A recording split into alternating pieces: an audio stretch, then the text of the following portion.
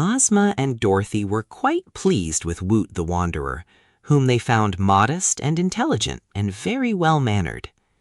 The boy was truly grateful for his release from the cruel enchantment, and he promised to love, revere, and defend the girl ruler of Oz forever afterward as a faithful subject.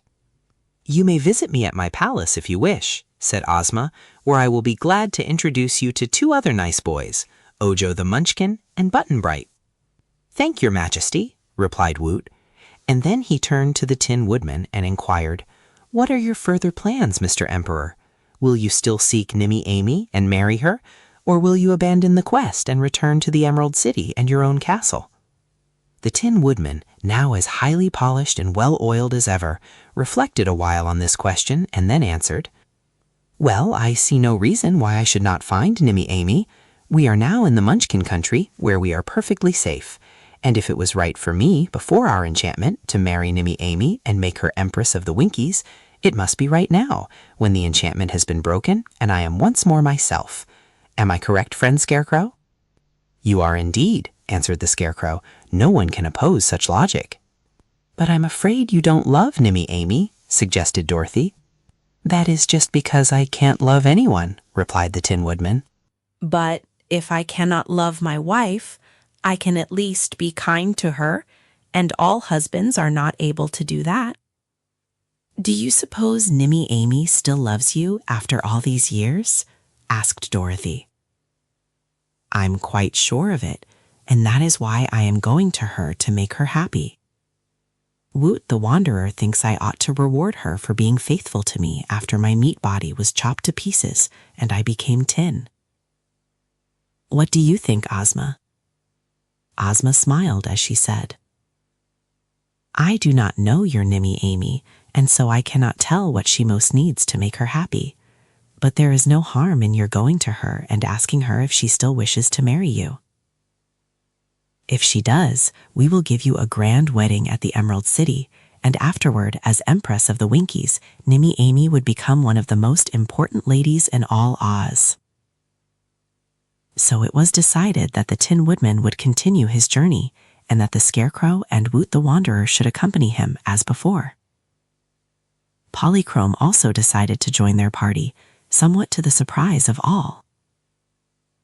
"I hate to be cooped up in a palace," she said to Ozma.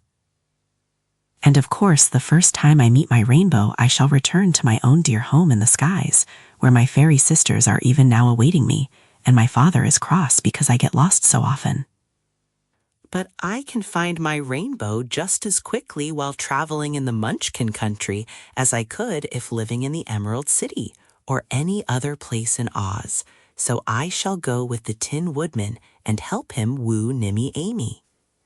Dorothy wanted to go too, but as the Tin Woodman did not invite her to join his party, she felt she might be intruding if she asked to be taken. She hinted, but she found he didn't take the hint. It is quite a delicate matter for one to ask a girl to marry him, however much she loves him, and perhaps the Tin Woodman did not desire to have too many looking on when he found his old sweetheart, Nimmy Amy.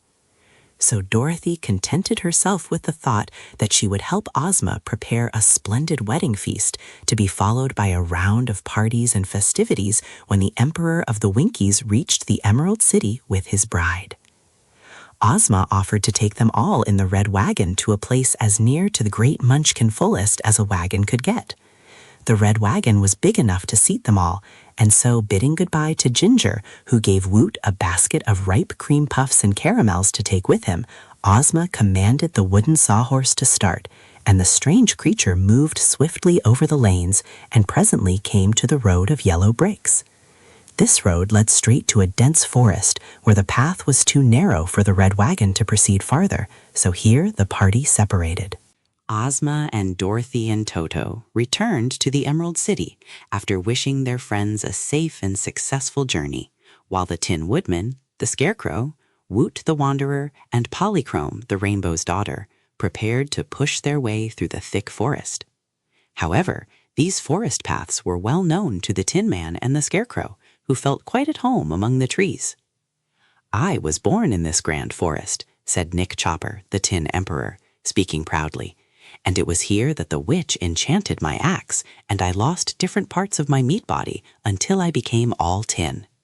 Here also, for it is a big forest, Ninny Amy lived with the wicked witch, and at the other edge of the trees stands the cottage of my friend Kuklip, the famous tinsmith who made my present beautiful form.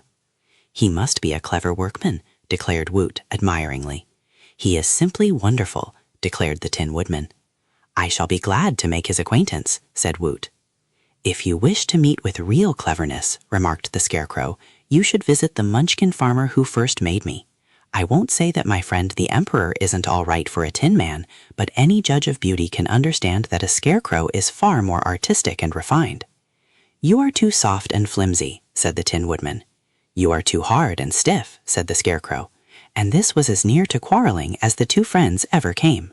Polychrome laughed at them both, as well she might, and Woot hastened to change the subject. At night, they all camped underneath the trees. The boy ate cream puffs for supper and offered Polychrome some, but she preferred other food, and at daybreak sipped the dew that was clustered thick on the forest flowers. Then they tramped onward again, and presently the Scarecrow paused and said, It was on this very spot that Dorothy and I first met the Tin Woodman, who was rusted so badly that none of his joints would move. But after we had oiled him up, he was as good as new and accompanied us to the Emerald City. Ah, that was a sad experience, asserted the Tin Woodman soberly. I was caught in a rainstorm while chopping down a tree for exercise, and before I realized it, I was firmly rusted in every joint. There I stood, axe in hand, but unable to move for days and weeks and months. Indeed, I have never known exactly how long the time was, but finally along came Dorothy, and I was saved. See, this is the very tree I was chopping at the time I rusted. You cannot be far from your old home in that case, said Woot. No, my little cabin stands not a great way off, but there is no occasion for us to visit it. Our errand is with Nimmy Amy, and her house is somewhat farther away, to the left of us. Didn't you say she lives with a wicked witch who makes her a slave? Asked the boy. She did, but she doesn't, was the reply. I am told the witch was destroyed when Dorothy's house fell on her, so now Nimmy Amy must live all alone. I haven't seen her, of course, since the witch was crushed, for at that time I was standing rusted in the forest and had been there a long time. But the poor girl must have felt very happy to be free from her cruel mistress. Well, said the Scarecrow, let's travel on and find Nimmy Amy. Lead on, your majesty, since you know the way, and we will follow. So the Tin Woodman took a path that led through the thickest part of the forest, and they followed it for some time. The light was dim here because vines and bushes and leafy foliage were all about them, and often the Tin Man had to push aside the branches that obstructed their way or cut them off with his axe. After they had proceeded some distance, the Emperor suddenly stopped short and exclaimed, Good gracious! The Scarecrow, who was next, first bumped into his friend and then peered around his tin body and said in a tone of wonder, Well, I declare! Woot the Wanderer pushed forward to see what was the matter and cried out in astonishment, For goodness sake! Then the three stood motionless, staring hard, until Polychrome's merry laughter rang out behind them and aroused them from their stupor.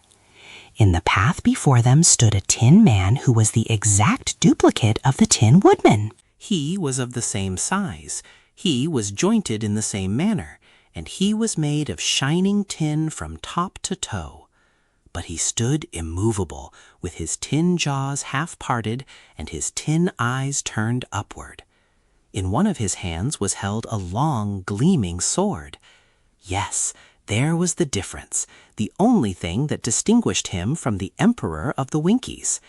This Tin Man bore a sword, while the Tin Woodman bore an axe.